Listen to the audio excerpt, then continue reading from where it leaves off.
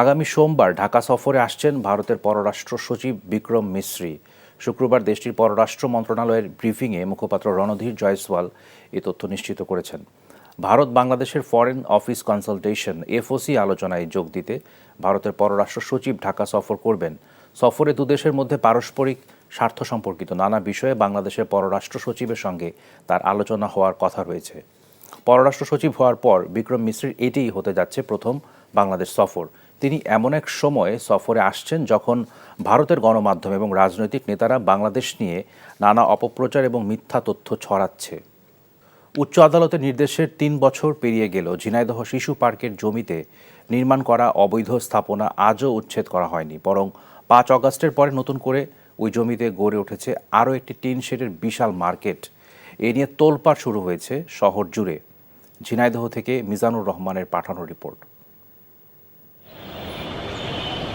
স্বাধীনতার আগে ১৯৬৩ সালে ২ একর ১৮ শতক জমি ঝিনাইদহ টাউন কমিটিকে পাবলিক পার্ক হিসেবে ব্যবহারের জন্য প্রদান করে তৎকালীন সরকার। সেই থেকে শিশুদের খেলাধুলার জন্য পার্কটি ব্যবহৃত হয়ে আসছিল। কিন্তু ১৯৮৬ সাল থেকে পার্কের সামনে দোকানঘর নির্মাণ শুরু হয়। সময় বদলের সাথে সাথে ওই স্থানে নির্মাণ করা হয় দ্বিতল ভবন সহ পাকা পৌর মার্কেট। শিশু পার্কটি পড়ে যায় মার্কেটের আড়ালে।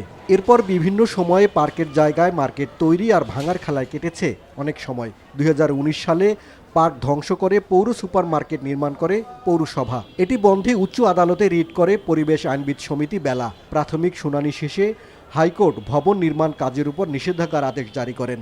পরবর্তীতে ২০২১ সালে পার্কের জমিতে নির্মাণ করা সকল অবৈধ স্থাপনা আদেশ প্রাপ্তির ৬ মাসের মধ্যে ভেঙে ফেলার নির্দেশ দেন, কিন্তু ৩ বছরেও উচ্চ আদালতের ওই আদেশ বাস্তবায়ন হয়নি। উপরন্তু ৫ আগস্টের পট পরিবর্তনের পর পার্কের জমিতে নতুন করে আরও একটি মার্কেট নির্মাণ করছে একটি চক্র। অবৈধ স্থাপনা অপসারণের জন্য একটা আদেশ প্রদান করেন। এই আদেশ বাস্তবায়ন হওয়ার প্রতিমধ্যেই ৫ই আগস্টের প্রেক্ষাপট পরিবর্তনের সময় তারা অতি গোপনীয়তার সাথে রাস্তা সংলগ্ন স্থানে একটি মার্কেটও নির্মাণ করে। আমরা অতি দ্রুততার সময়ে জেলা প্রশাসনের সহযোগিতায় এই মহামান্য হাইকোর্টের আদেশ বাস্তবায়নের জন্য বদ্ধপরিকর।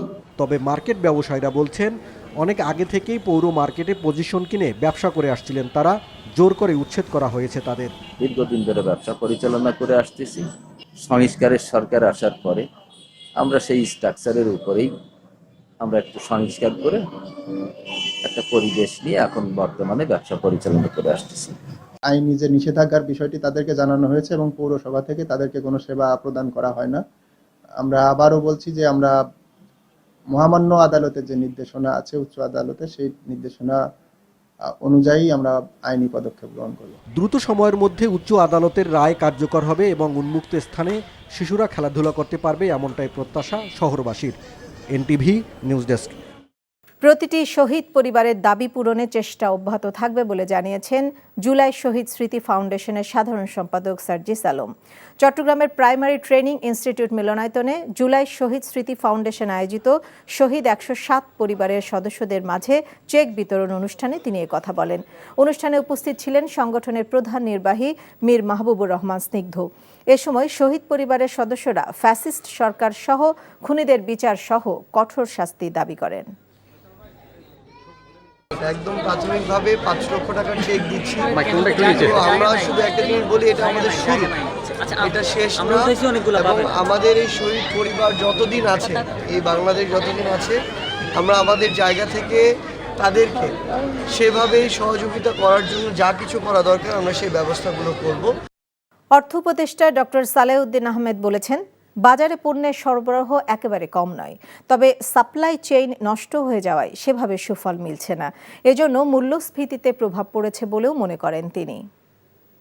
এখন যে মূল্যস্ফীতিটা বেড়েছে, এখন মনে করি আমি যে সাপ্লাই সাইডের চেয়ে চাহিদার চেয়ে ডিমান্ড সাপ্লাইটা সরবরাহের দিকটা কিন্তু আমাদের দ্রব্য মূল্যের একমাত্র একটা বিশেষ কারণ ওই সাপ্লাই চেইনটা কিন্তু অনেকাংশে নষ্ট হয়েছে এবং অনেকাংশে কিন্তু আপনার ম্যানিপুলেট করে সরবরাহ যে করে কম তা না। এবং আমি তো অর্থ মন্ত্রণালয় থেকে বহু দ্রব্যের ট্যাক্স কমিয়ে দিয়ে 0 পর্যন্ত নিয়ে আসি, দাম কমছে না। এটা অনেকটা আমাদের উদ্বেগের কারণ। সাধারণ মানুষ যদি মূল্যস্ফীতির ছবলে থাকে পার্চেসিং পাওয়ার বাড়ে না, তখন কিন্তু খুব ডিফিকাল্ট হয় তাদের জন্য। পরিকল্পনা ও শিক্ষা উপদেষ্টা ডক্টর ওয়াহিদ উদ্দিন মাহমুদ বলেছেন, অনেক বড় কোম্পানি দেশের বাইরে ব্যাংকের টাকা নিয়ে গেছে, যেটা অর্থনীতিতে অস্বস্তি তৈরি করেছে। শিক্ষা ও স্বাস্থ্য খাতে বেশি রিসোর্স দিতে হলে আরও বেশি অর্থায়নের দরকার বলেও জানান তিনি। সকালে রাজধানীর একটি হোটেলে বাংলাদেশ উন্নয়ন গবেষণা প্রতিষ্ঠান BIDS আয়োজিত 3 দিনব্যাপী বার্ষিক উন্নয়ন সম্মেলনে একথা বলেন তিনি। এবারের সম্মেলনের মূল প্রতিপাদ্য সমতা, সুযোগ, স্বাধীনতা এবং মর্যাদার ভিত্তিতে ন্যায়সঙ্গত এবং টেকসই উন্নয়নের জন্য প্রতিষ্ঠানের পুনর্গঠন। পরিকল্পনা উপদেষ্টা বলেন, সম্মেলনে অংশ নিয়ে দেশি বিদেশি বক্তারা বলেন, মধ্যম আয়ের দেশগুলোর মধ্যে দক্ষিণ এশিয়ায় বাংলাদেশের উন্নতির জন্য রপ্তানি বাড়ানো ও প্রযুক্তিগত উন্নয়নে জোর দিতে হবে।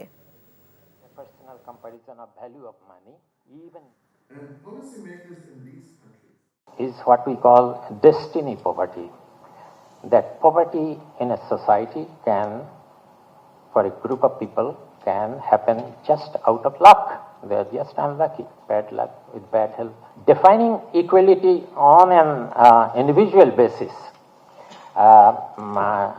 Siddiq Osmani is an expert on that. That again draws on ethics. ব্রাহ্মণবাড়িয়ার আশুগঞ্জ উপজেলায় প্রায় 3 শতাধিক রাইস মিল আছে। এসব রাইস মিলে উৎপাদিত চাল লাখ লাখ প্লাস্টিকের বস্তায় মোড়কীকরণ করে বাজারজাত করা হচ্ছে। 2014 সালে ধান ও চাল বিপণনে পাটের বস্তা ব্যবহার বাধ্যতামূলক করে বস্ত্র ও পাট মন্ত্রণালয়। আইন প্রণয়নের পর দীর্ঘ সময় অতিবাহিত হলেও এর কার্যত কোনো প্রয়োগই নেই। আশুগঞ্জ প্রতিনিধি মোহাম্মদ আখতারুজ্জামানের পাঠানো তথ্য ও ছবিতে ডেস্ক রিপোর্ট। ব্রাহ্মণবাড়িয়ার আশুগঞ্জে চাল উৎপাদনকারী প্রতিষ্ঠানের মালিকরা আইন না মেনেই পাটের বস্তার পরিবর্তে নিষিদ্ধ প্লাস্টিকের বস্তায় চাল বাজারজাত করছেন। মিল মালিকরা বলছেন, চাহিদা অনুযায়ী পাটের বস্তা পাওয়া যায় না। তাছাড়া পাটের বস্তা ব্যবহার করলে 50 কেজির বস্তায় অতিরিক্ত 50 থেকে 60 টাকা গুনতে হয়। প্লাস্টিক বস্তাটা কিনতে ছিল 30 থেকে 35 টাকা, কিন্তু সালার বস্তা আমি কিনতে গেলে 95 টাকা থেকে ধরে 105 টাকা পর্যন্ত। এটা আসলে আমাদের একটু কষ্ট হবে, কষ্ট হইলেও আমরা চেষ্টা করতেছি আইনটাকে বাস্তবায়ন করার জন্য। আশুগঞ্জ উপজেলা চাতাল মালিক সমিতির সাবেক সভাপতি বলেন, সরকার ভর্তুকি দিলে মিল মালিকরা চালের জন্য পাটের বস্তা ব্যবহার করতে আগ্রহী হবে। সরকার যদি পাটের বস্তাটাতে যদি ভর্তুকি দেয়, তাইলে পাট এবং প্লাস্টিকের বস্তার মূল্য যদি এক হয়, তাহলে মনে করেন আমরা 100% পাটের বস্তা ব্যবহার করতে পারব। আশুগঞ্জ উপজেলার নির্বাহী কর্মকর্তা বলেন, রাইস মিলগুলোতে প্লাস্টিকের বস্তা ব্যবহার বন্ধে অভিযান অব্যাহত আছে। মিল মালিকদের এ বিষয়ে কঠোর নির্দেশনা দেওয়া হয়েছে। ইতিমধ্যে বেশ কয়েকটি অভিযান পরিচালনা করেছি। সেই অভিযানে যাদের মধ্যে যে প্লাস্টিক বস্তা ব্যবহারের প্রবণতা খুবই বেশি ছিল এবং আমরা পাটের বস্তা ব্যবহার পাইনি, তাদেরকে আমরা আইনের আওতায় এনেছি। মিল মালিকদের প্লাস্টিকের বস্তার পরিবর্তে পাটের বস্তা ব্যবহারে উৎসাহিত করতে সরকার সময়োপযোগী পদক্ষেপ নেবে, সে আশা করছেন সবাই। NTV news desk. বিশ্বের প্রথম মুসলিম নারী হিসেবে পৃথিবীর 178টি দেশ ভ্রমণে রেকর্ড সৃষ্টি করেছেন বাংলাদেশের নাজমুন নাহার সোহাগী। বিশ্ব পরিভ্রমণের হয়ে উঠেছেন কিংবদন্তি। সর্বশেষ সোহাগী সফর করেছেন পাপুয়া নিউ গিনি।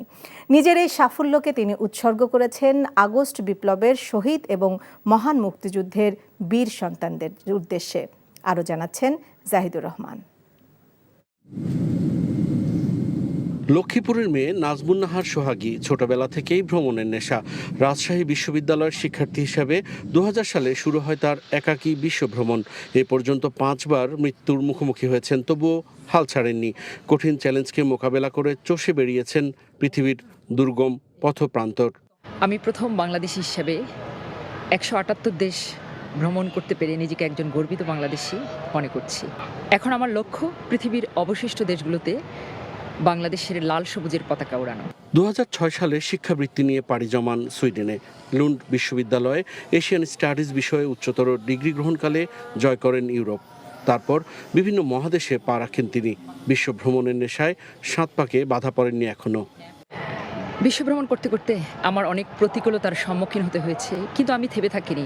লাল সবুজের পতাকা নিয়ে আমি পৃথিবীর 178 দেশে পা রেখেছি। পাপুয়া নিউ গিনিতে এমন এমন জায়গা আছে যেখানে মানুষ মানুষকে খায়, এবং সেই ধরনের জায়গাগুলোতে আমি গিয়েছি এবং সেই প্রতিকূলতাকে অতিক্রম করে আমি পৃথিবীকে দেখছি।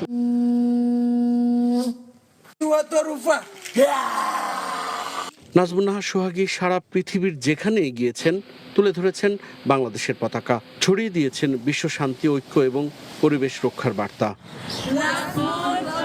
Zahidur Rahman, NTV news, Dhaka. ভারত বাংলাদেশ সম্পর্ক ক্ষণস্থায়ী নয় বরং চিরস্থায়ী উল্লেখ করে ঢাকায় নিযুক্ত ভারতীয় হাই কমিশনার প্রণয় বার্মা বলেছেন, ভারত একটি গণতান্ত্রিক, স্থিতিশীল এবং উন্নত এবং আন্তর্ভুক্তিমূলক বাংলাদেশ দেখতে চায়। ভারত বাংলাদেশ মৈত্রী দিবস উপলক্ষে আয়োজিত অনুষ্ঠানে তিনি এসব কথা বলেন। বাংলাদেশের পট পরিবর্তনের পরও দুই দেশের বাণিজ্য, জ্বালানি বিনিময় এবং জনসম্পৃক্ততা চলমান আছে বলেও মন্তব্য করেন হাই কমিশনার। নজরানা চৌধুরীর রিপোর্ট। 1971 সালে মুক্তিযুদ্ধ চলাকালে 6 ডিসেম্বর ভারত বাংলাদেশকে স্বাধীন দেশ হিসেবে স্বীকৃতি দিয়েছিল। এই দিনটিকে ভারত বাংলাদেশ মৈত্রী দিবস হিসেবে পালন করা হয়। বাংলাদেশ ভারত ইতিহাস ঐতিহ্য পরিষদ দিবসটি উপলক্ষে রাজধানীর সামরিক জাদুঘরে এক আলোচনা অনুষ্ঠানের আয়োজন করে, যেখানে যোগ দেন ঢাকায় নিযুক্ত ভারতীয় high commissioner Pranay Burma.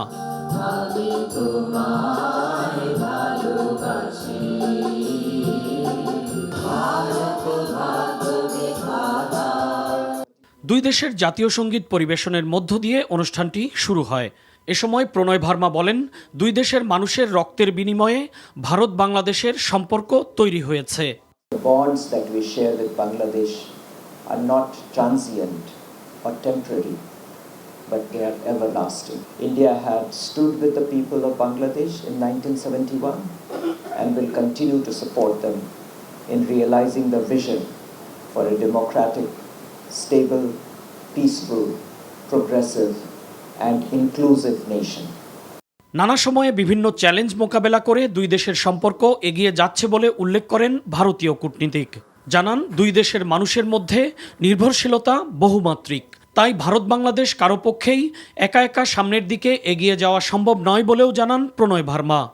The fact that despite the turbulent changes in Bangladesh, our trade and economic ties, our transport and energy cooperation, our people-to-people engagements have maintained a positive momentum, shows that our relations are truly resilient and multifaceted. We are actually interdependent on each other. We cannot grow and progress alone. The reality of our interdependence and mutual benefit will continue to keep our relations moving forward. অনুষ্ঠানে যোগ দেয়া বীর মুক্তিযোদ্ধাগণ মুক্তিযুদ্ধকালীন তাদের অভিজ্ঞতা বিনিময় করেন। নজরানা Chowdhury, NTV news, Dhaka. সময় নির্ধারণ করে দেশের সংস্কার সম্ভব নয়, এটি চলমান প্রক্রিয়া, এমন মন্তব্য করেছেন বিএনপির স্থায়ী কমিটির সদস্য ডক্টর খন্দকার মোশাররফ হোসেন। তাই দ্রুততম সময়ের মধ্যে নির্বাচিত সরকারের কাছে ক্ষমতা হস্তান্তরের দাবি জানান তিনি। আর বিএনপির স্থায়ী কমিটির সদস্য ডাক্তার AZM জাহিদ হোসেন বলেছেন, ভারত ভিয়েনা কনভেনশনের তোয়াক্কা না করে আগরতলা বাংলাদেশ মিশনে হামলা চালিয়েছে। এই দায়িত্ব অবশ্যই মোদী সরকারকে নিতে হবে। বিস্তারিত ইফতেখার রেজার রিপোর্টে। সকালে জাতীয় প্রেস ক্লাবে ন্যাশনাল পিপলস পার্টির আলোচনা সভায় বিএনপির জাতীয় স্থায়ী কমিটির সদস্য ডক্টর খন্দকার মোশাররফ হোসেন বলেন, রাজনৈতিক সরকার ছাড়া কোনো দেশ চলতে পারে না। নির্বাচনের মাধ্যমে রাজনৈতিক সরকার প্রতিষ্ঠা করা হলে তবেই দেশে স্থিতিশীলতা আসবে। সংস্কারের উৎসাহে দিয়ে অনিশ্চিতকালের জন্য ক্ষমতায় থাকাটা কোনো বুদ্ধিমানের কাজ হবে না। যে যদি দেশে নির্বাচনের রোডম্যাপ ঘোষণা করা হয়, তাহলে জনগণ নির্বাচনের প্রতি তারা মুখী হয়ে যাবে, নির্বাচনমুখী। আর নির্বাচনমুখী হয়ে গেলে আমার বিশ্বাস আজকে যে ছোটোখাটো ষড়যন্ত্র করার চেষ্টা করা হচ্ছে, এই ষড়যন্ত্র জনগণের কাছে পাত্তা পাবে না। জাতীয় প্রেস ক্লাবের সামনে এক প্রতিবাদ সভায় বিএনপির স্থায়ী কমিটির সদস্য ডাক্তার AZM জাহিদ হোসেন বলেন, ভারত অতীতে ধর্মনিরপেক্ষতা নিয়ে গর্ব করলেও গত 12 বছরে তা হারিয়ে ফেলেছে। কলকাতাতে উপহাই কমিশনের সামনে বিক্ষোভ খালি করে নাই, বাংলাদেশের পতাকাকেও তারা অবমাননা করলো। আবার আগরতলা আমাদের সহকারী হাই কমিশনের অফিসে তারা আক্রমণ করলো এবং সেখানে আক্রমণ করে তারা আমাদের পতাকাকে অবমাননা করলো। ভিয়েনা কনভেনশন এটাকে সাপোর্ট করে না। এই দায়িত্ব অবশ্যই ভারত সরকার বা মোদী সরকারকে নিতেই হবে। জাতীয় প্রেস ক্লাবের সামনে আগরতলায় বাংলাদেশের ডেপুটি হাই কমিশনের ধর্মীয় উগ্রবাদীদের হামলা এবং বাংলাদেশের জাতীয় পতাকার অবমাননার প্রতিবাদে অপর এক মানববন্ধন ও বিক্ষোভ মিছিলে বিএনপির ভাইস চেয়ারম্যান শামসুজ্জামান দুদু বলেন, তারেক রহমান 18 বছর ধরে গণ অভ্যুত্থানের সপক্ষে কাজ করেছেন। এমন কোনো অপবাদ নাই যেটা দেওয়া হয়, এমন কোনো ন্যাক্কারজনক কথা নেই যেটা বলা হয় না। সেই নেতা জনাব তারেক রহমান নিরলসভাবে 18 বছরের প্রচেষ্টায় বাংলাদেশের সম্প্রতি যে গণঅভ্যুত্থান ঘটেছে তার সপক্ষে কাজ করেছে। এছাড়া ভারত সত্যিকারের বন্ধু হিসেবে আগামীতে বাংলাদেশের সাথে কাজ করবে এমন প্রত্যাশাও করেন বিএনপির এই নেতা। Iftekhar Reza, NTV news, Dhaka. বাংলাদেশে দূতাবাসে হামলা মানে সার্বভৌমত্বের উপর হামলা, এমন মন্তব্য করেছেন দেশের অবসরপ্রাপ্ত সেনা কর্মকর্তারা। রাজধানী বহাখালীতে ভারতীয় আধিপত্যবাদের বিরুদ্ধে সাবেক সেনা কর্মকর্তাদের প্রতিবাদ মিছিল পূর্ব সমাবেশে তারা এমন মন্তব্য করেন। বাংলাদেশ সরকারের পররাষ্ট্রনীতির আলোকে আরও কঠোরভাবে তাদের এসব হামলার প্রতিবাদ করা উচিত বলেও মনে করেন তারা। মহিদুল ইসলামের রিপোর্ট।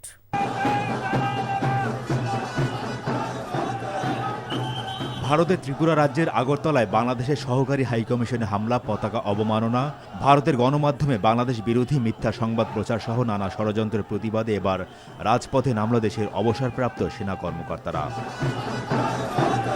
এই প্রতিবাদ কর্মসূচিতে তারা জানান, দেশের বিরুদ্ধে যে কোনো ষড়যন্ত্র প্রতিহত করতে প্রস্তুত তারা।